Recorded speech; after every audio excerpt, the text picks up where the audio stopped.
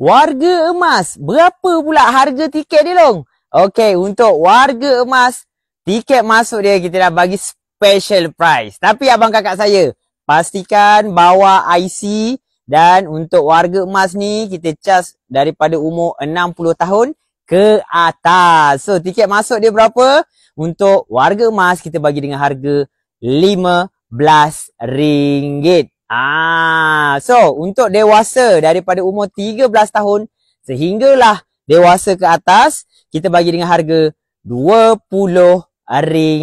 Kalau kanak-kanak, Long, berapa, Long? Dari umur 2 tahun sampailah 12 tahun, abang kakak saya bagi dengan harga RM15 sahaja. So untuk baby kita bagi free saja. Long, kalau untuk OKU pula berapa?